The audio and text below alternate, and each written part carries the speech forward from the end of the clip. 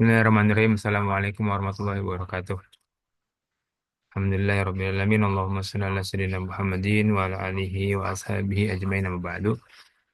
Mahasiswa, santriwan, santriwati, pesantren Darut Tarmizi yang sama-sama saya banggakan. Alhamdulillah. Pertemuan kedua, saya mohon maaf saya sambung lewat YouTube karena ada beberapa kegiatan yang harus saya lakukan. Nah, dan ini dengan bangga saya pakai majalah daku. Poin dari ini iklannya adalah teman-teman kalau punya cerita, punya pengalaman, selama nyantren bisa kirim tulisan. Nanti tanya sama Ustadz Mona sama Ustadz Dika ya. Kirimnya ke email mana untuk kemudian bisa bisa ngirimin artikel-artikel atau tulisan-tulisan teman-teman. Atau bisa ke email saya rizky@daku.id. Nah, pertemuan kedua kali ini, mari sama-sama kita awali dengan bacakan surat Al-Fatihah. Semoga Allah berikan keberkahan. Al-Fatihah. A'udzubillahi minasyaitonirrajim. Bismillahirrahmanirrahim. Alhamdulillahirrahmanirrahim. Ar-Rahmanirrahim. Maliki yaumiddin. Iyyaka na'budu wa iyyaka nasta'in. Ihdinas siratal mustaqim. Siratal ladzina an'amta 'alaihim ghairil maghdubi 'alaihim waladdallin. Amin. Masih tentang bilangan bulat. Namun dalam posisi perkalian. Kemarin kita sudah ngomongin jam tambah kurang ya, lewat garis bilangan dan teman-teman punya PR itu dikumpulin, jangan nggak dikumpulin, dikerjain, dikumpulin, sehingga nggak numpuk di akhir. Jadi ini sengaja setiap pertemuan saya akan kasih tugas homework, kan nggak susah ya. Waktunya lama lagi seminggu, Senin ketemu Senin. Jadi teman-teman bisa ngisi di waktu luang dan nggak banyak juga soalnya, paling cuma 4 5 dan gampang ya, Insya Allah. Oke, kita lanjut ke pertemuan kedua. Ah, kita akan belajar terkait dengan operasi perkalian bilangan bulat, sifat-sifatnya, kemudian faktor bilangan bulat dan bilangan prima. Nanti kita sampai sampai mana nih selesainya ya. Nah, ini perkalian. Kalau kemarin kita sudah ngomongin em, penjumlahan dan pengurangan, bahwa penjumlahan dan pengurangan itu kalau dia jumlah garis bilangan ke kanan, nah ke sini dia kalau jumlah, kalau positif ya ke sini. Nah, kalau dia negatif ke sini, ya, kiri ke arah minus, ke arah 0,0 ke kiri itu jadi nol, apa jadi minus. Oke. Nah, kalau perkalian gimana? Nah, kita harus paham dulu bahwa teori perkalian itu adalah pengulangan dari bilangan-bilangan atau penjumlahan dari bilangan-bilangan. Kita tahu bahwa 3 kali 5 itu sebenarnya tiganya ada 5. 1, 2, 3, 4, 5. 3 kali 5 is mean 3 tambah 3 tambah 3 tambah 3 tambah 3. Nah, dalam garis bilangan kita bisa melihat bahwa posisinya ada 3 yang pertama, 1, 3 kedua, 3 ketiga, 3 keempat, dan 3 kelima. Kalau teman-teman nggak tahu, cara paling sederhananya apa? Ditambah-tambahin. Makanya kita suka lihat tuh anak-anak SD. Kalau belajar perkalian itu dengan 3 tambah 3 tambah 3 gitu. Ketangannya nggak cukup ya. Maka cara gampangnya lewat garis bilangan. Tuh, ini untuk dasar. Untuk dasar bagaimana kita mengetahui perkalian dengan menggunakan garis bilangan. Oke, itu teori dasarnya. Lalu kita akan lihat bagaimana operasi-operasi pada garis bilangan. Sifat-sifatnya. Sifat-sifat operasi perkalian di bilangan bulat. Dan kita spesifik ngomongin bilangan bulat, bukan bilangan pecahan atau bilangan desimal dan lain-lain. Nah, dalam perkalian itu dia punya beberapa sifat. Nah, pertama sifat komutatif, sifat bisa ditukar-tukar, ya komutatif. Ini misalkan A kali B itu sama dengan B kali A. Sama, jadi tidak perlu repot kalau misalkan 3 kali 8 sama 8 kali 3 sama apa enggak? Ya sama, sama. Jadi bukan berarti 8 kali 3 memang benar 8 tambah 8 tambah 8. Seakan-akan beda dengan 3 kali 8. Karena ini mah tiganya ada 8. 4 tambah 3 tambah 3 tambah 3 tambah 3 gitu. Tapi secara jumlah, secara hasil sama. Ini 24, ini 24.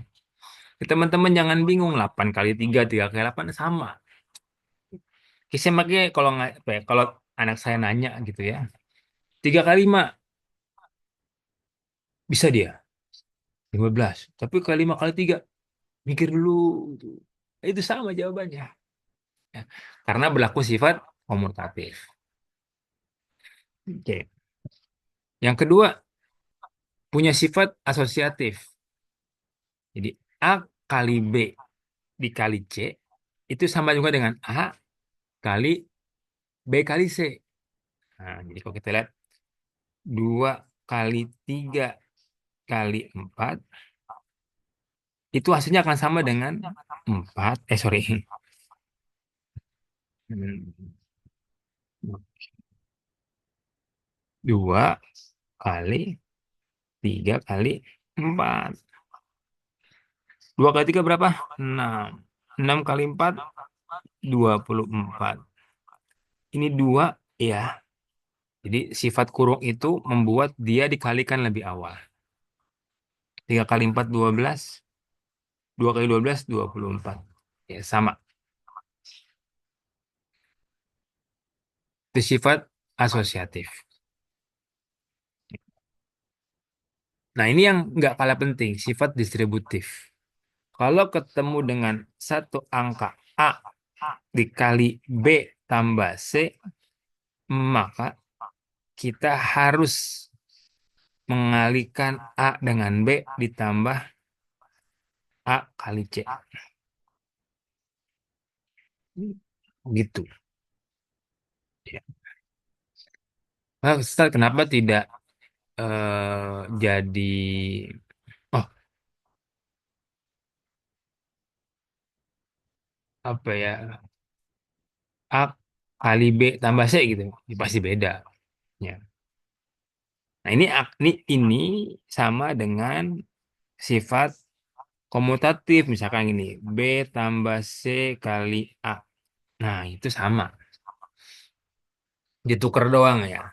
Ya ininya jadi awan di belakang jadi ke depan, yang A di depan jadi ke belakang. Tapi kalau mau diuraiin, modern harus begini. A kali B ditambah A kali C. Kalau teman-teman tidak mendistribusikan A-nya, tidak menyebarkan A-nya ke B dan C, maka hasilnya akan beda. Ya, ya, jadi kalau tadi kita coba kerjain contoh soalnya, misalnya 2 dikali satu 1 tambah 3. Itu sama, ini hasilnya berapa?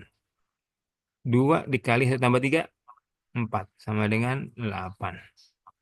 Itu sama dengan 2 kali satu ditambah 2 kali 3.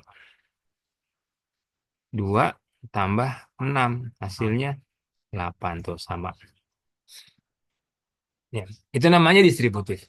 Berlaku juga dengan pengurangan.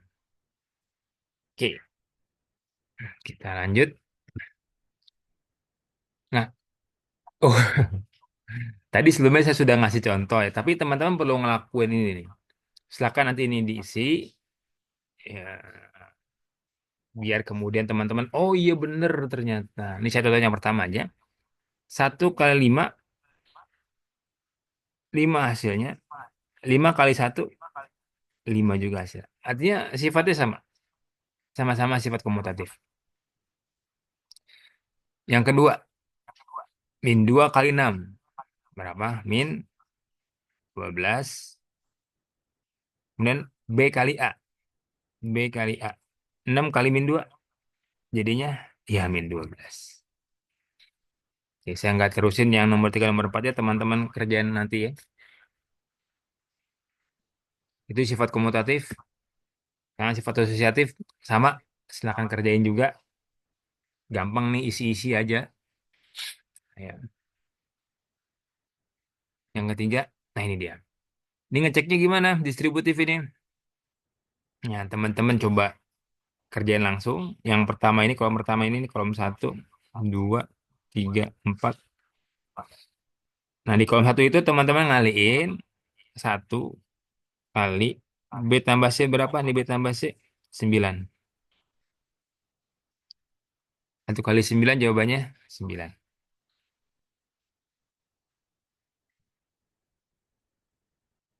Jawabannya 9 ya. Oke.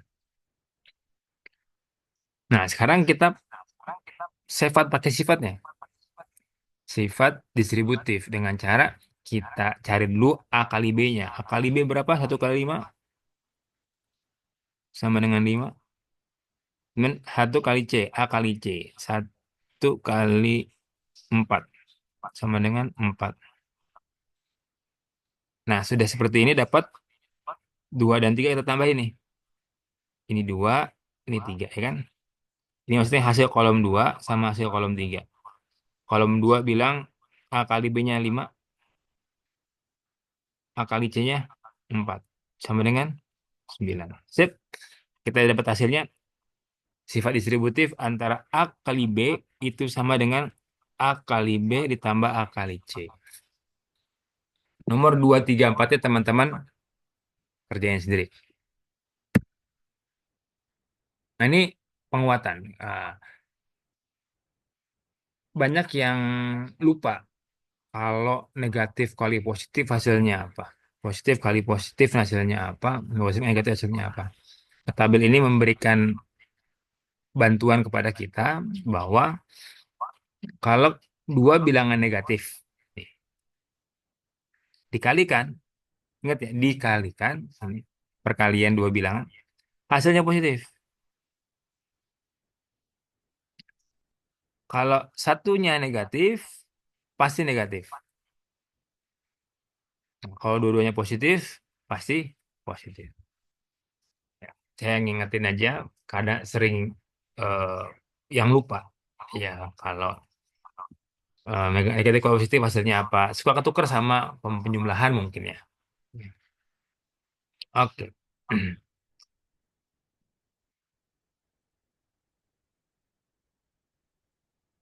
Kita masuk ke slide berikutnya. Oh, ini faktor sudah. Oke.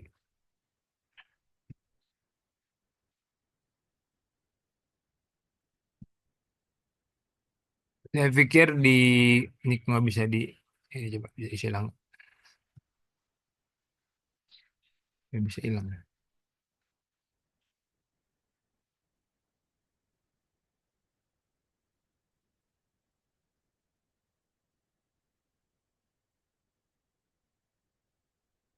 Oke, selanjutnya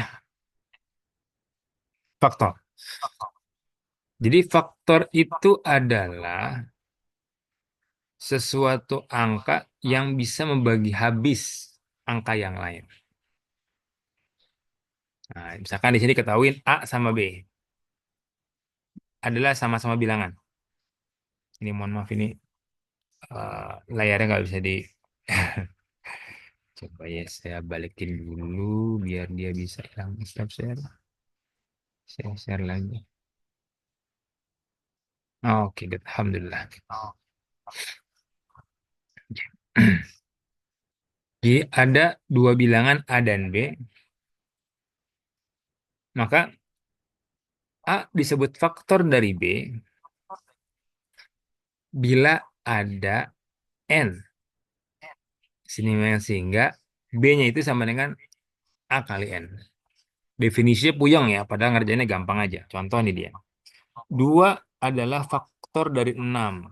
Kenapa? Karena ada 3 yang membuat 6 itu sama dengan 2 kali 3. Sini semoga belum kebayang. Saya bayangin lagi dengan contoh kedua. 3 adalah faktor dari 6. Karena ada 2. Sehingga 6 sama dengan 3 kali 2.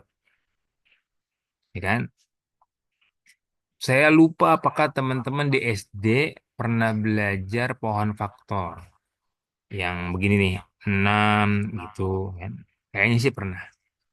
Karena saya ngajak anak saya SD itu pakai pohon faktor juga. Kenapa nggak boleh bagi satu? Ya karena kalau dibagi satu hasilnya 6. dibagi harus dari minimal dari dua. Ya, dari dua sini nih. Hmm. Maka 6 itu dia punya faktor dua. Kalau dibagi dua, 6 bagi dua sama dengan tiga. Selesai. Nah, faktor ini erat hubungannya dengan bilangan prima. Jadi kalau teman-teman ngelihat, maaf, dengan bilangan, ya bilangan prima.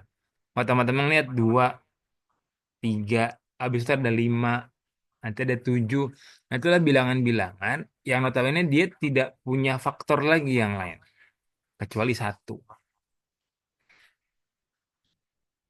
Ya, nah ini dia. Jadi antara faktor bilangan bulat dengan bilangan prima itu punya hubungan. Hubungannya apa? Karena faktor-faktor dari suatu bilangan itu kita biasanya membagi dengan bilangan prima. Kita tidak perlu pusing. Ini sebagai eh, tambahan informasi bahwa suatu bilangan yang bisa dibagi dengan bilangan lain, habis itu maksudnya bulat bilangannya, 12 bagi 2 kan 6 tuh. Nah itu, maka itu faktornya 12. Kan dia habis dibagi 2 ya, dapatnya 6. Nah, ini faktornya nih. Ini faktor dari 12, ini faktor dari 12. Ya. Dan nanti kita akan belajar dengan KPK dan FPB. Saya belum lihat di materi ini ke depan di pertemuan keberapa. Tapi jangan sampai teman-teman di Darut Tarmizi nggak tahu apa itu faktor, gitu. Apa itu bilangan prima, nah, gitu ya. Nah, bilangan prima itu ini dia bilangan yang hanya bisa dibagi dengan bilangan itu sendiri dan juga angka satu. Contohnya ini dia nih, 2, 3, 5, dan 7. Itu adalah bilangan prima. Kenapa? Karena dia cuma bisa dibagi satu dan bilangan itu sendiri. Coba aja cari bagi 7, berapa tuh bilangan bagi 7? Yang habis, nggak bisa. Bagi 2 sisa dia. Bagi 3 sisa juga, nggak bisa. Ya. 7 bagi 3 dapetnya 2. 6 kan? Sisa satu. Ini sisa nih. Maka 3 bukan faktor dari 7. Jadi 7 itu cuma bisa habis dibagi satu dan 7 aja. Nggak ada lagi yang lain. Ya. Kita lihat yang berikutnya. Nah, silakan cek bilangan berikut mana yang masuk bilangan prima. Bilangan prima itu kan tadi di depan sudah kan 1, 2, 3, 5, 7. Cek lagi nih, ini saya cuma baru ngasih tahu eh 5 bilangan ya. Sebenarnya satu nggak kemasuk sih. Ini nggak masuk nih. Oke, 2, 5, 7. Kelipatan dari angka-angka ini, maka dia bukan bilangan prima. Kelipatan yang misalnya tadi, 8 prima bukan. Ini nih. Bukan. Kenapa? Karena 8 bisa dibagi 2. Hasilnya 4. 9 prima bukan. Bukan. Karena 9 bisa dibagi 3. 10 prima bukan. Bukan. Karena bisa dibagi 5. Nah itu bocorannya. Maka kesononya teman-teman bisa cek mana yang prima. 11 prima bukan. Saya nggak jawab ya. Silakan teman-teman. Nanti yang bilang prima teman-teman pilih. Terusnya di sini. Berikutnya apalagi, apalagi, apalagi sampai angka yang ke-50 mana aja yang prima. Demikian. Nih saya terakhir. Ini ada faktor bilangannya.